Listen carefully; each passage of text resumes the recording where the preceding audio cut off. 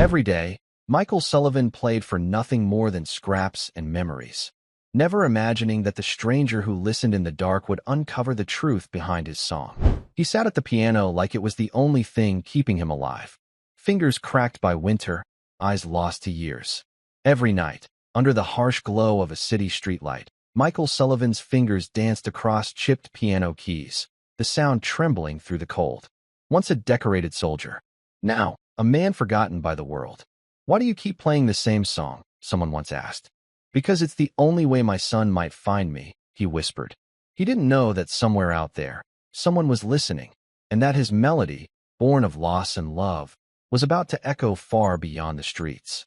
This is the story of how a homeless veteran's song, written for one lost boy, found its way home and changed both their lives forever. And before I forget, where are you watching from today? Leave a comment below. We love seeing how far these stories reach. Enjoy the story. He played for a ghost, a memory of a little boy who was now long gone. Every night, Michael Sullivan sat at the same public piano, his worn fingers playing the same quiet lullaby. He never knew if the song would ever reach the one person it was meant for. The cold was a living thing on this corner.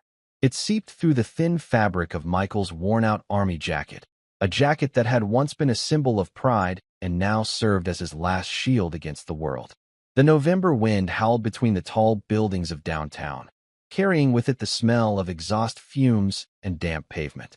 People hurried past, their faces buried in scarves, their shoulders hunched against the biting air, oblivious to the man who had become a fixture on their path. Michael, or Mike as he preferred, sat on the hard, cold bench of the public piano. The instrument itself was a sad sight. Its black paint was chipped and peeling, revealing the pale wood beneath. Cigarette burns dotted its surface like forgotten constellations, and a few of the keys were yellowed and cracked like old teeth. To most, it was just a piece of street furniture, a novelty left to decay. To Mike, it was a sanctuary. It was the only thing in his life that still made sense. For over 10 years, the streets had been his home. He knew the rhythm of the city by heart. The early morning rumble of delivery trucks, the midday rush of office workers, the late-night wail of sirens. He knew which grates pushed up the warmest air and which alleys offered the best protection from the rain. He had learned to make himself invisible, to fold into the background of a world that had no place for him. He was a man in his late 50s, but the harshness of his life had carved decades more onto his face. His beard was a grizzled gray, his hands were calloused and scarred, and his eyes, a pale, washed-out blue, held a deep, settled sorrow that rarely wavered. He took off his fingerless gloves, tucking them into the pocket of his jacket. The cold immediately bit into his knuckles. He flexed his fingers slowly, a ritual he performed every night to coax the stiffness from his joints. His breath plumed in the air, a fleeting white cloud. He placed his hands on the keys, the worn ivory cool beneath his touch. For a moment, he just sat there, gathering himself. He closed his eyes, shutting out the hurried world around him. He wasn't playing for them. He wasn't playing for the few coins that might land in the empty coffee cup at his feet. He was playing for someone who wasn't there. Then, the music began. It wasn't a grand concert piece. It wasn't a lively tune meant to draw a crowd. It was a lullaby, simple, soft, and heartbreakingly gentle. The melody drifted into the cold night air, a thread of warmth in the freezing dark. Each note was precise, deliberate. He knew this song better than he knew his own name. He had carried it in his heart for 20 years, a precious, fragile thing that had survived a war, survived the loss of his wife, survived the descent into addiction and loneliness. As he played, the gray city corner melted away. He was somewhere else entirely. He was in a small, sunlit nursery, the walls painted a cheerful yellow. A wooden crib stood in the corner. His wife, Carol, was there, her smile as bright as the sunshine pouring through the window. Her laughter was the sweetest sound he had ever known. And in the crib was his son, Ethan, a tiny, perfect child with a tuft of brown hair and eyes that held all the wonder in the world. Mike would stand over the crib, his large, soldier's hands feeling clumsy and out of place. He would hum this very tune, his deep voice a soft rumble. Ethan's fussy cries would quiet, his little body would relax, and his eyes would slowly drift shut. Carol would lean her head on his shoulder, her hand resting on his arm. You're a natural, you know, she would whisper. In those moments, he had felt like the luckiest man alive. He had a home. He had a family. He had a future. A car horn blared, shattering the memory. Mike's eyes snapped open. He was back on the cold sidewalk. The yellow nursery was gone. Carol was gone. Ethan was gone. All that remained was the hollow ache in his chest, an emptiness that the years had never filled. He kept playing, his fingers moving on their own, channeling the pain into the melody. The lullaby was all he had left of them. It was a promise he had made to his son, a promise to always be there, even when he couldn't. A businessman in a tailored overcoat, Mr. Henderson, strode past, his expensive shoes clicking on the pavement. He was talking loudly into his phone, his voice sharp and impatient. "No, I don't care what their offer is. We're not budging," he said. He shot a sideways glance at Mike, his face twisting into a mask of annoyance. The soft piano music was an unwelcome intrusion into his world of deals and deadlines. He shook his head in disgust and walked on, his voice fading into the city's hum. Mike didn't flinch. He was used to the looks, the muttered comments, the casual cruelty of people who saw him not as a person, but as a problem. He had once been a man people respected. Sergeant Michael Sullivan, a decorated veteran who had led his men with courage and honor. Now he was just another homeless man, a ghost haunting the edges of society. The fall had been long and brutal. After Carol died in the car accident, the light had gone out of his world. The grief was a monster that consumed him whole. He had turned to pills, then to the bottle, trying to numb a pain that was too deep to heal. He lost his job. He lost his house. And in the fog of his despair, he lost his son. Ethan had been sent to live with Carol's sister in another state. At the time, Mike had told himself it was for the best. He was no good for the boy. He was a wreck, a danger to himself and everyone around him. He had promised to get clean, to come back for him. But shame was a powerful poison. The longer he stayed away, the harder it was to return. The years slipped by, turning from months into a decade. Now, Ethan would be a grown man. Would he even remember his father? Or would he only remember the broken man who had let him go? "I've always loved him," Mike whispered to the empty street, his voice a rough, broken thing. The words were carried away by the wind. "Not a day goes by I don't think about him. He's my boy. I just hope he finds me one day." He finished the song, the last note hanging in the air like a question mark. He let his hands fall from the keys, the silence that followed feeling heavier than the noise of the city. He looked into his coffee cup.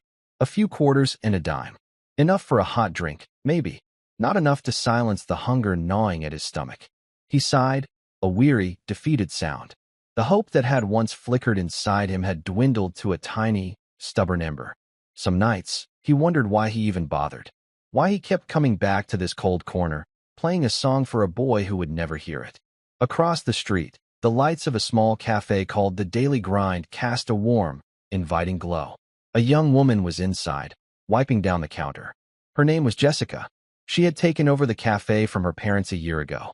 She was often there late, long after the last customers had gone home. From her window, she had a clear view of the public piano. Every night, she saw the sad, bearded man sit down and play. She didn't know his name or his story, but she could hear the sorrow in his music. It was a melody that spoke of loss, of a love that still lingered.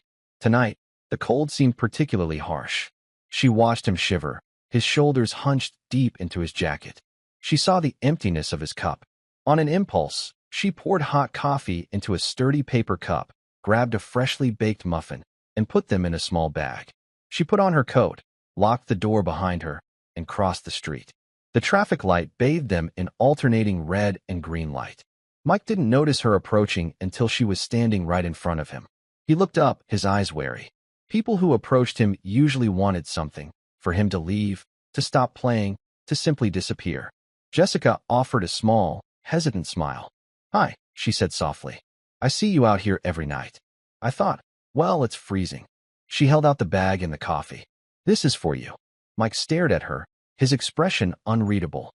He looked at the warm offerings, then back at her face. He hadn't been shown this kind of direct, unsolicited kindness in a long time. It felt foreign, like a language he had forgotten how to speak. You don't have to do that," he said, his voice raspy. "I know," Jessica replied. "But I wanted to. Please, take it." Slowly, As if afraid it might vanish, he reached out and took the bag and the cup. The warmth of the coffee seeped through the paper, a small comfort against his frozen fingers. He looked down at the muffin, then back up at her. "Thank you," he said, the words feeling inadequate. "Thank you, miss." "It's Jessica," she said. "And you're welcome." She lingered for a moment, unsure of what else to say. "That song you play, it's beautiful." A flicker of something, pride, maybe, or just surprise, passed through Mike's eyes. "It's just an old lullaby," he mumbled, looking away. "Well, I like it," she said. She gave him another small smile, then turned to go. "Stay warm." Mike watched her cross the street and disappear back into the warm glow of her cafe. He held the coffee cup with both hands, letting the heat thaw his fingers. He took a sip. It was hot and strong, and it felt like a miracle. He opened the bag and took out the muffin. It was still warm from the oven. He ate it slowly, savoring every bite. It was the best thing he had tasted in months. It wasn't just the food or the coffee. It was the gesture. For a few minutes, he had been seen. Someone had looked at him and seen a person, not a nuisance. It was a small thing, but on a night this cold, a small thing could feel like everything.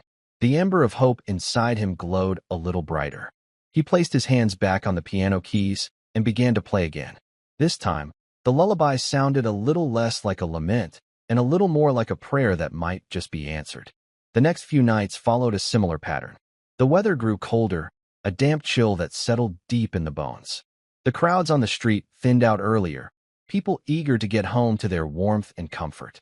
But Mike was always there at his piano, and Jessica was always there in her cafe. Each night, just before she closed up, she would bring him a coffee and something to eat, a sandwich, a bowl of soup, a pastry. They developed a quiet routine. She would hand him the food, and they would talk for a few minutes. Their conversations were never deep. She never asked him how he had ended up on the streets. He never volunteered the information. They talked about the weather, about the city, about the funny-looking dog a woman walked past every evening. It was a fragile, unspoken agreement. She offered him a moment of connection without judgment, and he accepted it with a quiet, dignified gratitude.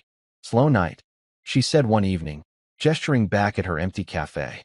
Mike nodded, taking a sip of the hot soup she had brought him. "People don't want to be out in this."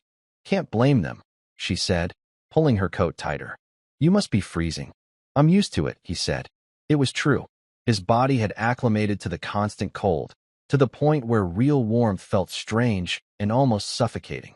"Do you ever think about going somewhere else?" she asked gently, her gaze soft. "A shelter or something?" Mike looked down at his hands. He had tried the shelters, back in the beginning.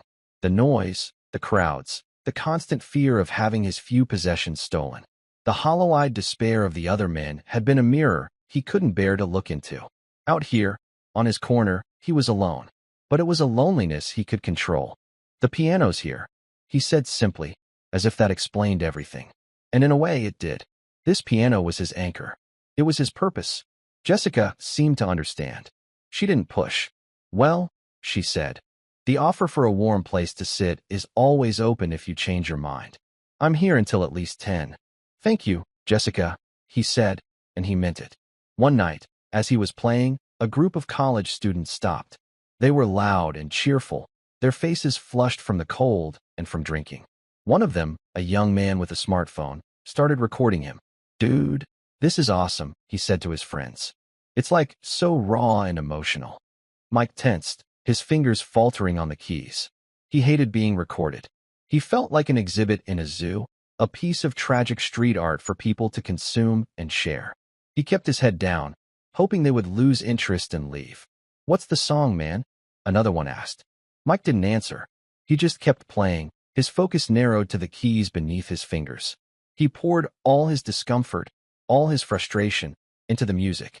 The lullaby took on a deeper, more melancholic tone. The student with the phone, whose name was Ben, didn't seem to notice Mike's distress. He was captivated by the scene. The old, broken-down man, the worn-out piano, the sad, beautiful music against the backdrop of the bustling city. It was perfect. He recorded about a minute of the song. Then his friends dragged him away toward a nearby bar. "Let's go, man. We're gonna miss happy hour." Later that night, sitting in the loud, crowded bar, Ben looked at the video he had taken. The audio was surprisingly clear. The haunting melody of the lullaby cut through the noise of the bar. He felt a pang of something, pity, or maybe something more. He wondered about the man's story. On a whim, he decided to post the video online. He uploaded it to his social media page with a simple caption. This homeless man plays the same beautiful song every night on a public piano in downtown. I wonder who he's playing it for. He didn't think much of it. He figured a few of his friends would see it, maybe leave a comment, and that would be it. He ordered another drink and forgot all about it.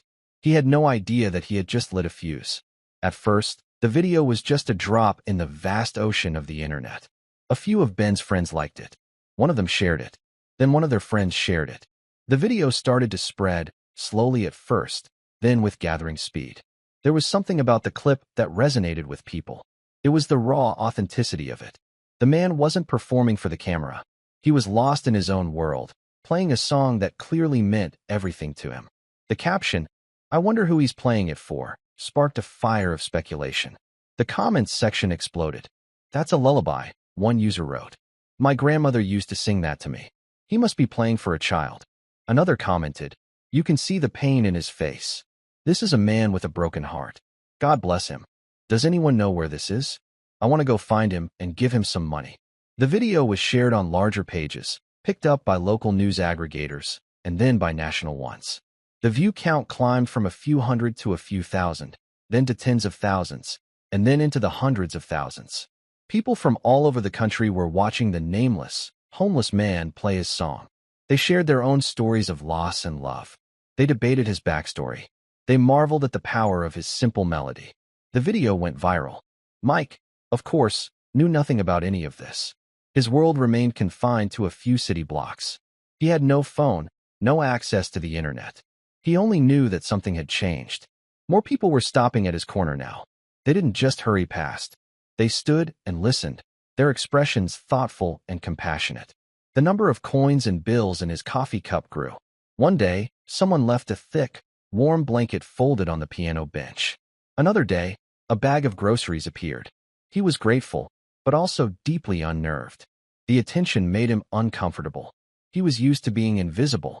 Now he felt exposed, the focus of a spotlight he had never asked for.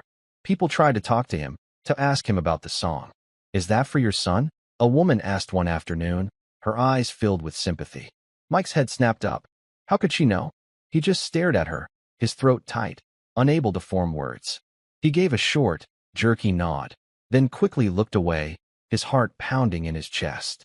The woman smiled sadly, dropped a $20 bill in his cup, and walked away. The interaction left him shaken. He felt as though a stranger had just read a page from his most private diary.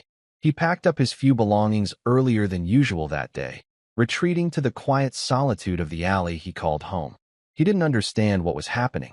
It felt as if the world had suddenly decided to pay attention to him, and he wasn't sure he could bear the weight of its gaze. Jessica saw it too. She saw the bigger crowds, the people taking pictures with their phones from a distance. One of her regular customers showed her the video. "Hey Jess, isn't this the guy who plays outside your place?" She watched the clip, her heart sinking a little. She recognized the student, Ben, who sometimes came in for coffee. She understood his intentions were probably good, but she worried about Mike. She had seen the quiet dignity with which he carried himself. This viral fame felt like a violation of that. It turned his private grief into public entertainment. That evening, when she brought him his soup, she found him looking more withdrawn than ever. "Are you okay?" she asked, her voice full of concern. "There are a lot of people stopping by lately." Mike shrugged, not meeting her eyes. "They're just curious. Someone showed me a video online," she said softly. "Of you playing. It's everywhere." He finally looked at her, his eyes clouded with a mixture of fear and confusion. "A video? A young man recorded you the other night. I don't think he meant any harm. People are moved by your music, Mike." He looked down at the piano keys, his expression unreadable. "It's not for them," he whispered. "It was never for them." He felt a growing sense of panic. His corner, his sanctuary, was no longer safe. The world was closing in, and he didn't know where to run. For the first time in a long time, he thought about leaving, about finding another corner in another city where he could be invisible again. The thought of starting over was exhausting, but the thought of staying here, under the constant watch of strangers, was becoming unbearable. The night felt darker, the wind colder. He felt the crushing weight of his loneliness more acutely than ever before. He was on the edge of giving up. For 2 days, the piano bench on the corner sat empty. The silence it left behind was a heavy, unnatural thing. The usual city noise seemed louder, harsher, without the soft melody to temper it. The wind swept across the bare keys, creating a dissonant, lonely sound. People who had grown accustomed to the nightly concert now walked past with a sense of disappointment, their gazes lingering on the abandoned instrument. The corner felt like a stage after the actor has gone home, leaving only a ghost of a performance behind. Jessica watched from the window of the daily grind, a worried knot tightening in her stomach. She had come to expect him, to rely on the quiet ritual of their brief nightly conversations. His absence felt personal. Had her words scared him off? Had the sudden, intrusive fame driven him away for good? Each time the door to her cafe opened, she looked up with a small, irrational hope that it would be him, seeking the warmth she had offered. But it never was. The internet, however, did not forget so easily. The question, "Where is the piano man?" became a new trending topic. The comment sections of the original video filled with worried speculation. "I hope he's okay. It's getting so cold out. Maybe someone recognized him and took him in. More likely the city ran him off. They hate the homeless." The story had taken on a life of its own. It was no longer about a man playing a song. It was a mystery.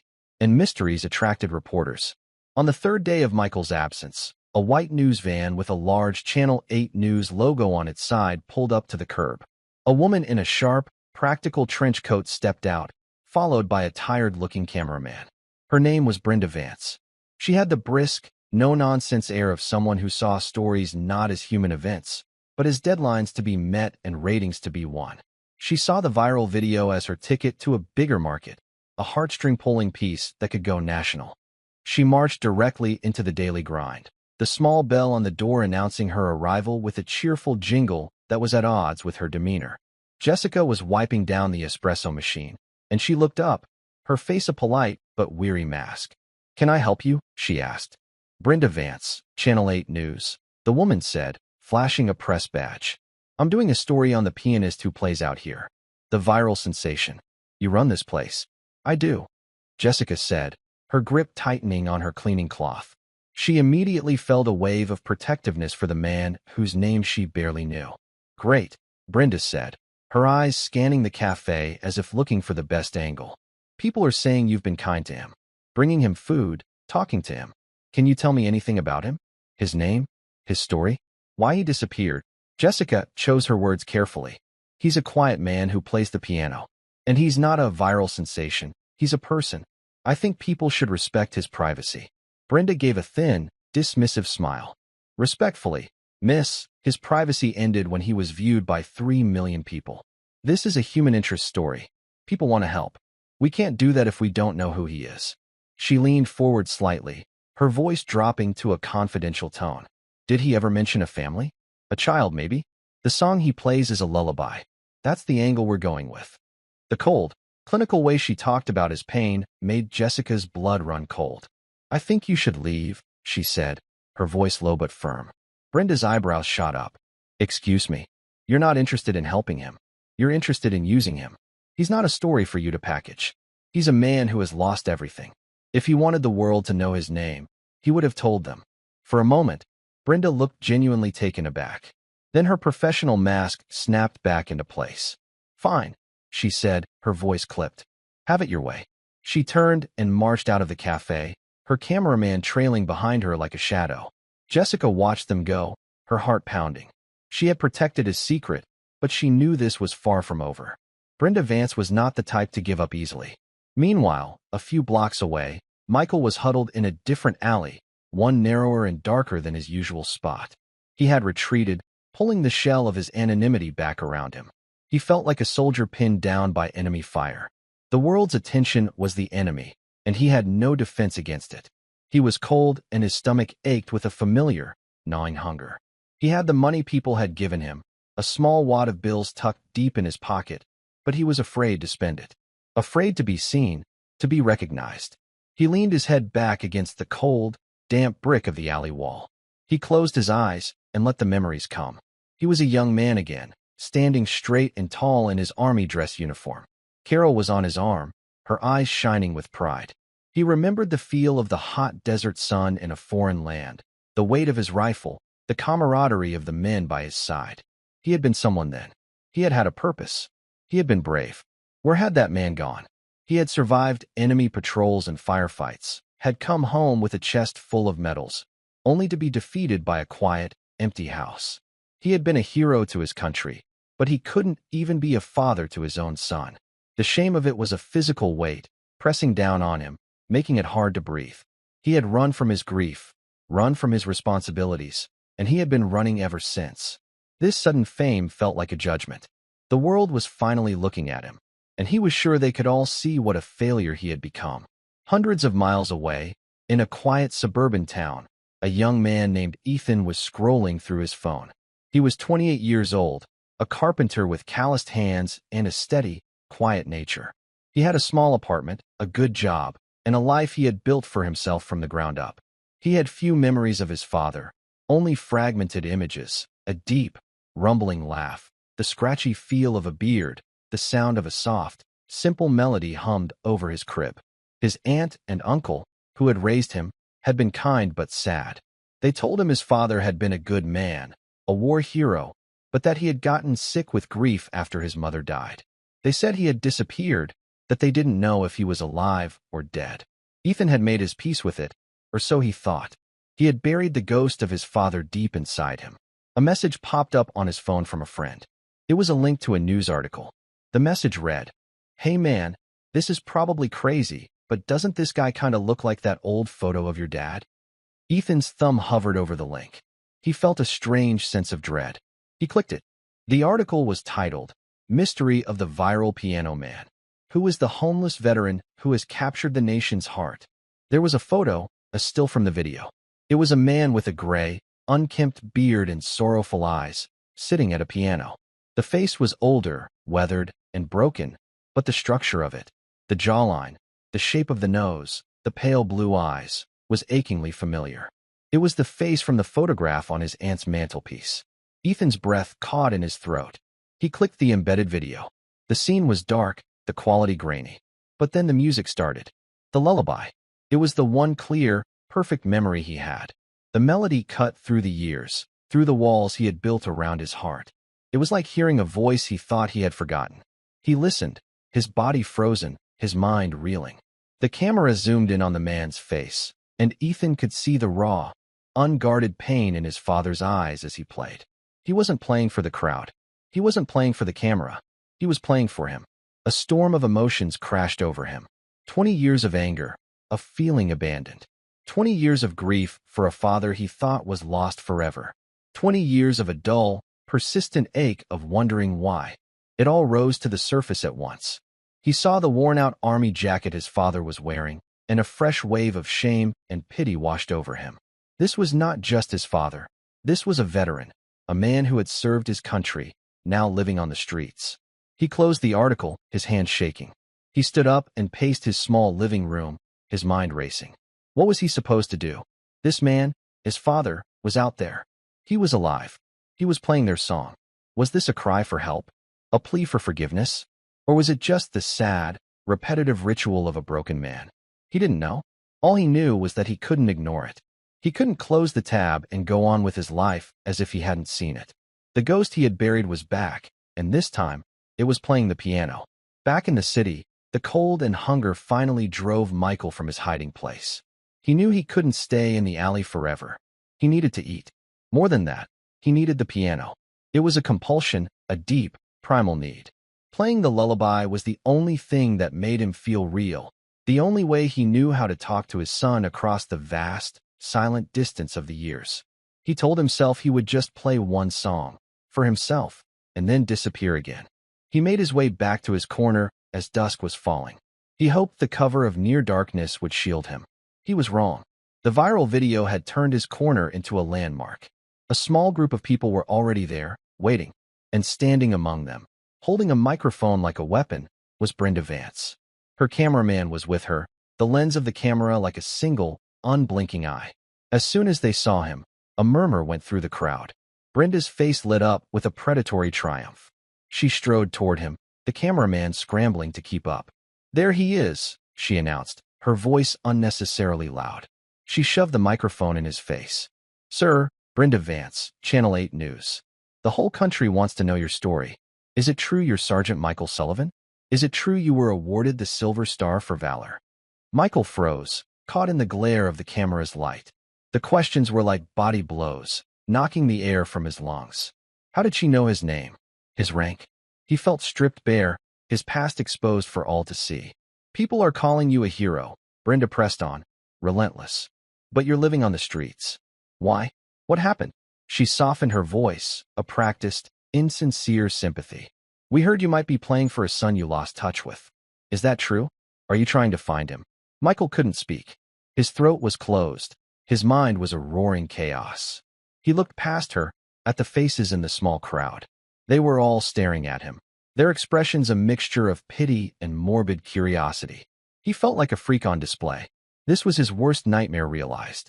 His private grief, the sacred memory of his son, was being turned into a cheap television spectacle. He pushed past her without a word and sat down at the piano. His hands were shaking so badly, he could barely find the keys. He had to play. It was the only answer he had. He closed his eyes, trying to block out the camera, the reporter, the staring faces. He tried to find the quiet place in his memory, the yellow nursery, Carol's smile, Ethan's sleeping face. He began to play. The notes were hesitant at first, trembling and uncertain. The lullaby sounded fragile, broken. He could hear Brenda providing a hushed, dramatic voiceover for her camera. And here it is, the beautiful, haunting melody that has touched millions. A father's song for his lost son, a song of hope and despair played out on the cold city streets. He squeezed his eyes shut tighter, fighting back a wave of nausea. She was twisting it, cheapening it, turning his heart's purest expression into a cliché. The anger and despair rose in him, and he poured it all into the music. The lullaby grew stronger, louder, a cry of defiance against the world that was trying to devour him. He finished the song, the final chord echoing in the cold night. He didn't wait for a reaction. He stood up abruptly, the bench scraping on the sidewalk. He looked directly into the camera lens, his pale blue eyes blazing with a fire no one had seen before. It was the look of a cornered animal, of a soldier about to make his last stand. Then he turned and walked away, disappearing into the darkness of a nearby alley, leaving Brenda Vance with her story, the crowd with their spectacle, and the piano sitting alone under the streetlight. As he walked, a single, cold thought solidified in his mind. It was over. He couldn't do this anymore. He had to leave this city, this life. He had to give up. The song had failed. His son was never coming back. This night, the night the world found him, was the night he finally and truly lost all hope. The alley was a black, jagged wound in the side of the city. Michael plunged into it, his footsteps echoing off the grimy brick walls. He didn't stop until he was deep inside, where the sounds of the street were muffled and the only light was a faint, hazy glow from the city sky above. He slid down the wall, his legs giving out, and sat on the cold, trash-strewn ground. The adrenaline from the confrontation drained away, leaving behind a hollow, trembling exhaustion. He buried his face in his hands, his shoulders shaking. It was a silent, tearless breakdown, the kind of despair that was too deep for tears. He had thought he had hit rock bottom years ago, but he realized now that there were always new depths to fall to. To be seen, to be known, but not to be understood, was a special kind of hell. Brenda Vance and her camera had not seen him. They had seen a story, a caricature of a broken veteran, a cliché to be sold between commercials for laundry detergent and pickup trucks. They had taken the one sacred thing he had left, his song for his son, and had broadcast its desecration to the world. He felt the rough texture of the brick against his back, a solid, unforgiving reality. For 10 years, he had survived. He had endured the cold, the hunger, the loneliness.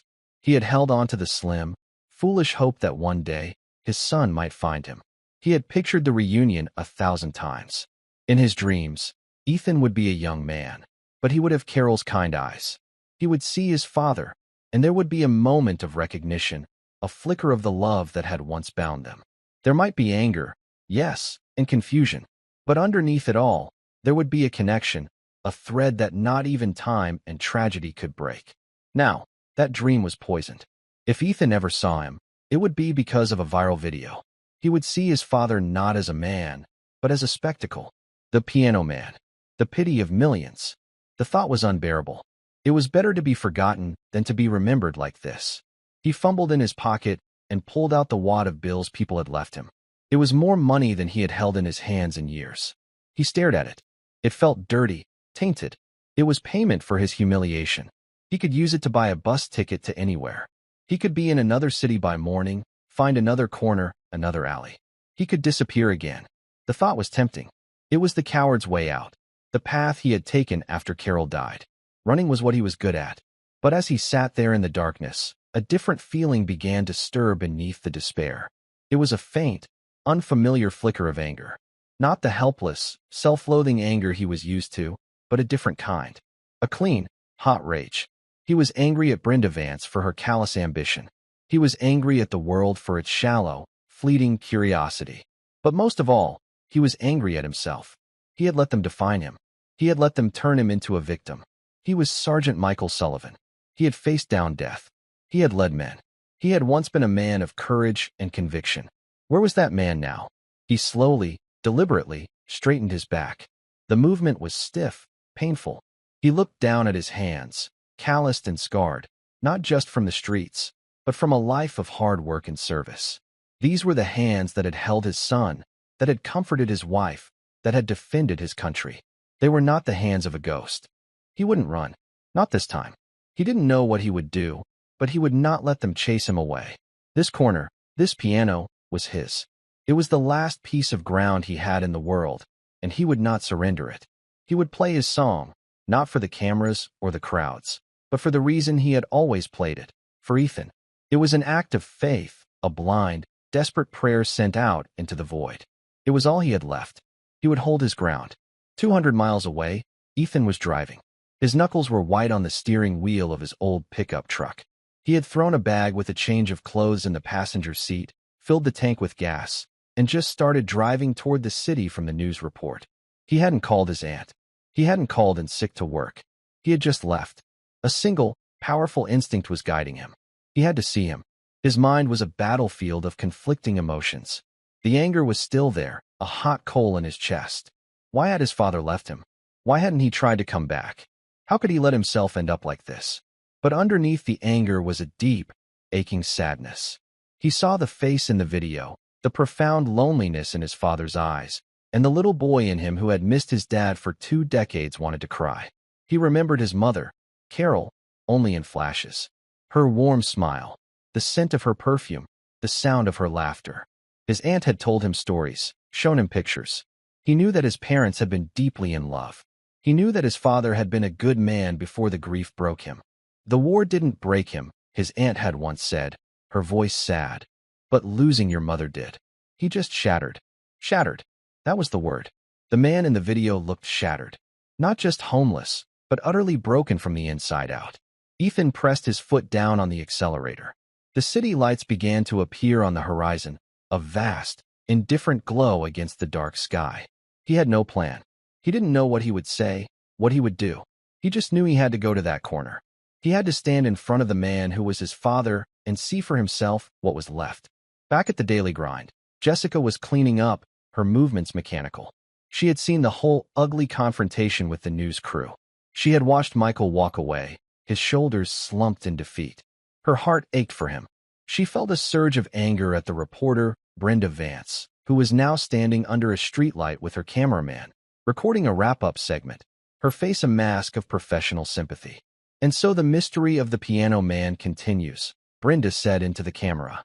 A decorated war hero, lost to the streets, playing a song of love and loss. A man who, tonight, was once again overwhelmed by the world's attention and has vanished back into the shadows. For Channel 8 News, I'm Brenda Vance. Jessica wanted to go out there and scream at her, but she knew it would do no good. Instead, she did the only thing she could think of. She poured a fresh coffee into a cup, grabbed the last sandwich from the display case, and put on her coat. She didn't know where Michael had gone, but she walked to the entrance of the alley he had disappeared into. Mike, she called out softly, her voice tentative. It's Jessica. I have some coffee for you. There was no answer. The alley was dark and silent. I'm just going to leave it here for you, she said, her voice a little louder. She placed the bag and the cup on a cleanish-looking spot on the ground, just inside the alley's entrance. I'm so sorry about what happened. People can be awful. She waited for a moment, hoping for a sign, a sound. There was nothing. With a heavy sigh, she turned and went back to her cafe, leaving the small offering of warmth and kindness in the cold darkness. From deep within the alley, Michael had heard her. He had seen the silhouette of her figure against the streetlights. He had heard her kind, worried voice. Her simple, decent act was a stark contrast to the ugliness he had just experienced. It was a lifeline. It was a reminder that not everyone in the world was like Brenda Vance. Some people still saw him. After she was gone, he slowly made his way to the mouth of the alley and picked up the bag and the cup. The coffee was still hot. He held it in his hands, a small anchor in a raging sea. He didn't go back to the piano. Not yet. He retreated back into the shadows to gather what was left of his strength. The night wore on. The city's pulse began to slow. The traffic thinned, the crowds dispersed. Brenda Vance and her news van were long gone, off to edit their story for the morning news. The corner grew quiet. The piano sat under the streetlight, silent and waiting. Around midnight, a pickup truck that had seen better days pulled into a parking spot across the street. Ethan turned off the engine, but he didn't get out. He just sat there, staring at the empty piano bench. His heart was hammering against his ribs. He had made it. This was the place. But now that he was here, a paralyzing fear took hold. What if his father didn't come back? What if he had already left, scared off by the news crew? What if he did come back and looked at Ethan with blank, unrecognizing eyes? Or worse, what if he looked at him with shame and turned away? He almost put the key back in the ignition. He could just drive home. He could pretend he had never seen the video. He could go back to his quiet, orderly life and leave the shattered man to his shattered existence. It would be easier. It would be safer. Then he thought of the lullaby. The simple, gentle melody that had been the one constant, unbreakable thread connecting him to his past. The song was a message. For 20 years, his father had been sending a message out into the world, a message meant only for him. He couldn't turn his back on that. He owed it to his father, to his mother's memory, and to the little boy who had never understood why his dad had gone away, to see this through. He took a deep breath, opened the truck door, and stepped out into the cold night air. He crossed the street, his boots making a soft, crunching sound on the salty pavement. He stood by the piano, running his hand over the chipped, worn wood. It felt real, solid. He looked around at the empty street, the dark windows of the buildings. He was alone. He waited. 1 hour passed, then another. The cold began to seep into his bones, a deep, relentless chill. A few times, he thought he saw a figure moving in the shadows of the alley, but it was just the wind playing tricks with old newspapers. Doubt began to creep back in. He was an idiot. This was a wild goose chase. He was about to give up, to retreat to the warmth of his truck, when he saw him. A figure emerged from the alley across the street. He moved slowly, hesitantly, like a man testing the ice on a frozen lake. He stayed in the shadows at first, his gaze fixed on the piano. It was him. Older, gaunter, more beaten down than in the video, but it was him. Michael saw the truck, saw the solitary figure of the young man standing by his piano. His first instinct was to retreat. It was another reporter, another curiosity seeker. But this one was different. He wasn't holding a camera or a microphone. He was just standing there, perfectly still, his hands in his pockets, watching. Michael's heart began to beat a little faster. There was something in the way the young man stood, a familiar set to his shoulders. He took a cautious step out of the shadows, into the light of the street lamp. He still couldn't see the man's face clearly. It was turned away from him, looking down at the piano keys. Slowly, Michael crossed the street. He didn't know why. Every instinct for self-preservation told him to turn and run. But he kept walking, drawn forward by an invisible force. He stopped a few feet away from the piano, his breath held tight in his chest. The young man seemed to sense him. He turned his head slowly. His face was young, but his eyes held an old, familiar sorrow. They were kind eyes. They were Carol's eyes. Time seemed to stop. The city noise faded away to a distant hum. For a moment, neither of them spoke.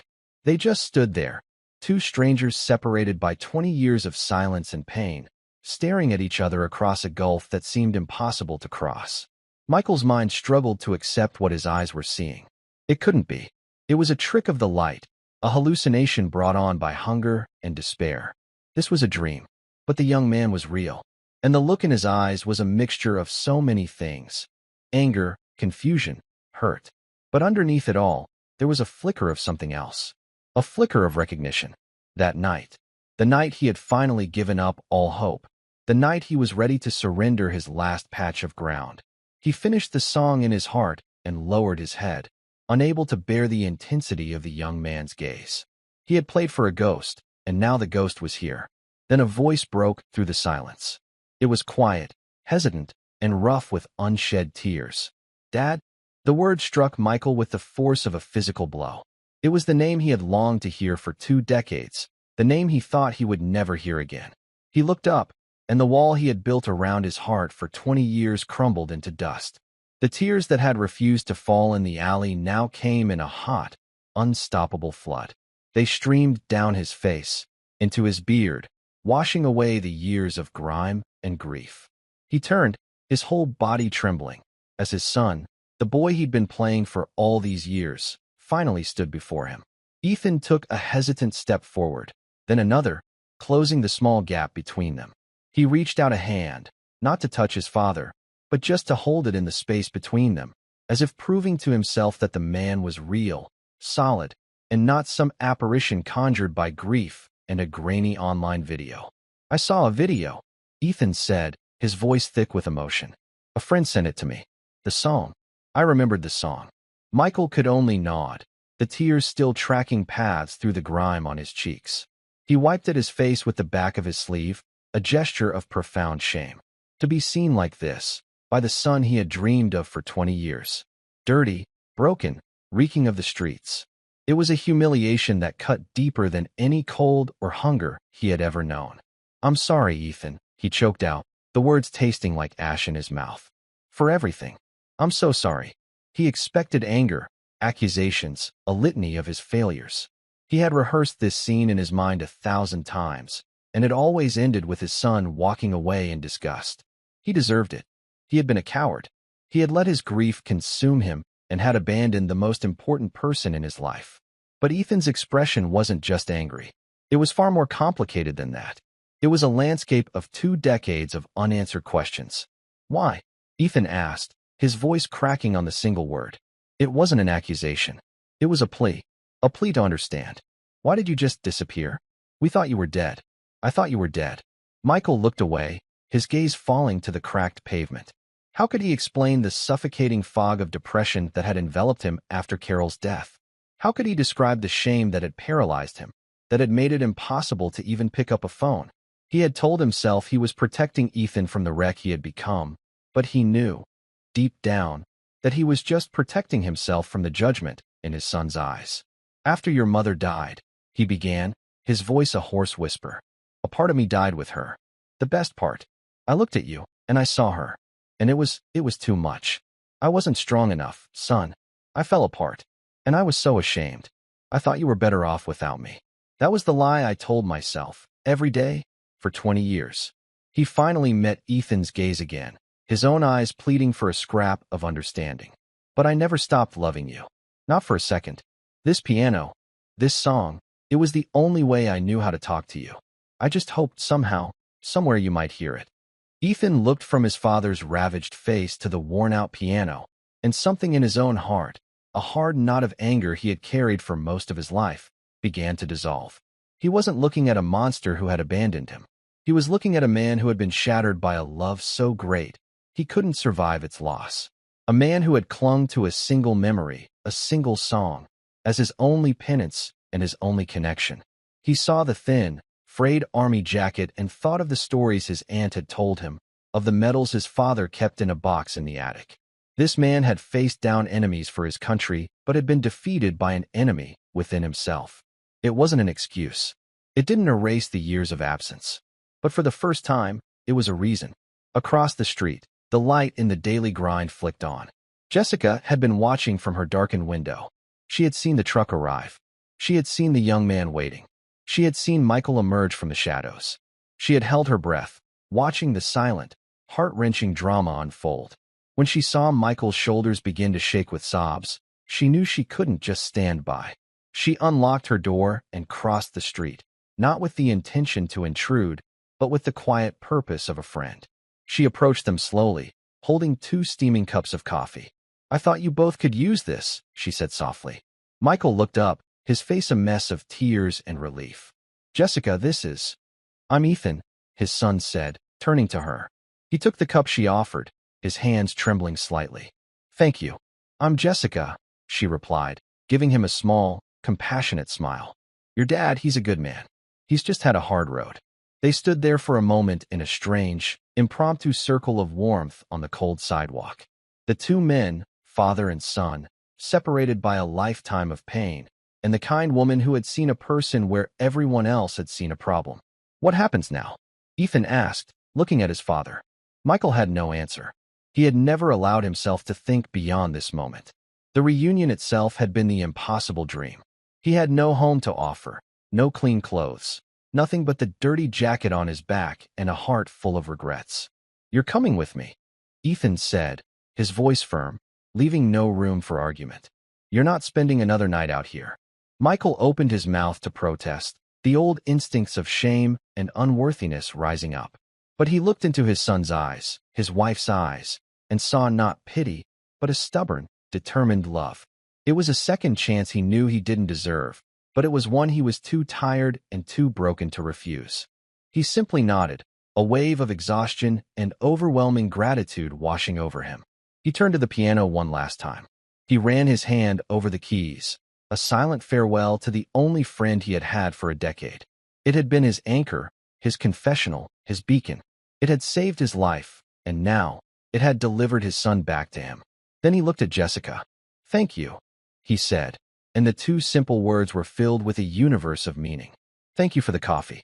Thank you for the kindness. Thank you for seeing me." She just smiled, her eyes shining. "Go on," she whispered. "Go get warm." Ethan put a hand on his father's shoulder. It was the first time they had touched in 20 years. Michael flinched almost imperceptibly at the contact, but he didn't pull away. Together, they turned their backs on the empty corner and the silent piano. They crossed the street and got into the old pickup truck. As Ethan started the engine, Michael looked out the passenger window one last time. He saw Jessica standing on the sidewalk, a small, solitary figure of light in the vast darkness of the city. Then the truck pulled away from the curb and drove off into the coming dawn, leaving the lonely corner behind for good. The story of the piano man didn't end there. The internet moved on, as it always does, to the next fleeting sensation. Brenda Vance's news story aired to high ratings, but was forgotten by the next day. But for Michael and Ethan, the story was just beginning. The drive to Ethan's apartment was saturated with a silence heavier than any city noise. Michael stared out the passenger window, acutely aware of the grime on his skin and the sour smell of the streets that clung to his clothes. He tried to make himself smaller, to press against the door, as if he could contain his own squalor and not contaminate the clean space of his son's truck. Ethan gripped the steering wheel, his mind a furnace of emotions. The man beside him was a stranger, a ghost who smelled of alleyways. He wanted to rage about the 2 decades of life moments that had passed without a father, but when he looked over and saw the deep, settled shame in his father's eyes, the anger would recede, replaced by a profound, aching pity. What could he possibly say that would be worse than what this man had already done to himself? They arrived at a modest apartment building in a quiet, working-class neighborhood, a world away from the harshness of downtown. The journey up the stairs was a trial for Michael, his legs aching in protest. Ethan unlocked the door to his small, immaculately clean apartment. To Michael, who had spent 10 years sleeping on concrete, it looked like a palace. The air was warm and smelled of sawdust and coffee. It smelled like a home. "The bathroom's down the hall," Ethan said, his voice unnaturally loud. "There are clean towels. You can take a shower. I'll find you some clothes." The simple offer felt like an act of transcendent grace. In the bathroom, Michael looked in the mirror for the first time in years. The face that stared back was a stranger's, a hollow-eyed creature with a wild beard and the haunted look of a shipwreck survivor. He stood under the hot water for a long time, letting it wash away not just the dirt, but the deep grime on his soul. When he emerged, he found a set of clean clothes laid out in the spare room, a soft flannel shirt and worn-in jeans. They were Ethan's, and a little too big, but they were the most comfortable things he had ever worn. Dressed in his son's clothes, he felt a flicker of dignity. He found Ethan in the kitchen making sandwiches. The silence between them stretched on. Ethan placed a plate and a glass of milk on the small kitchen table. Michael sat down and ate with a slow, deliberate reverence. It wasn't just food. It was a meal prepared for him by his son. Finally, Ethan sat across from him. "I have so many questions," he said, his voice low. "I know," Michael replied, his gaze fixed on his plate. "I'll answer them. All of them." And so, they began to talk. The conversation was halting, punctuated by long, difficult silences. Ethan asked about his mother, the war, the years after she died. Michael answered as best he could, his voice often breaking. He didn't make excuses. He laid his failures bare, confessing his weakness, his cowardice, his profound, paralyzing grief. He told Ethan about the shelters, the hunger, and the cold. And he told him about the piano, about how playing that lullaby every night was the only thing that kept him tethered to the world, the only thing that kept the memory of his wife and son alive in his broken heart. Ethan listened, his expression unreadable. Forgiveness didn't come immediately. The wounds were too deep. But as the sun began to rise, a fragile bridge of understanding began to form. Ethan started to see the man behind the ghost, the father behind the failure. He saw a man who had been broken by love and who had never, not for a single day, stopped loving him. The road back was not easy. There were years of pain to unpack, decades of silence to fill.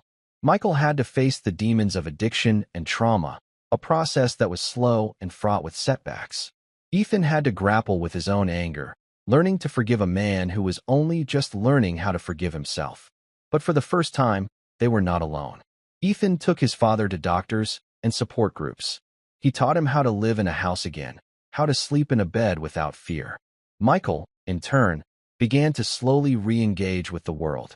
He shared stories of Ethan as a baby, small, precious moments his son had forgotten. He was a father again, and in becoming one, he started to become himself again. He had a home, a warm bed, and a future he never thought he would see. Some months later, a package arrived at the Daily Grind. Inside was a small, beautifully crafted wooden model of the public piano and a simple, handwritten note. "Jessica," it read, "thank you for the coffee. It saved my life in more ways than you'll ever know. I am finally home. Your friend, Michael Sullivan." And that's where we'll end the story for now.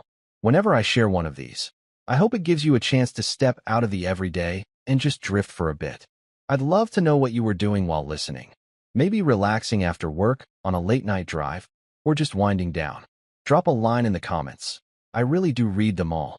And if you want to make sure we cross paths again, hitting like and subscribing makes a huge difference. We are always trying to improve our stories, so feel free to also drop your feedback in the comment section below. Thanks for spending this time with me.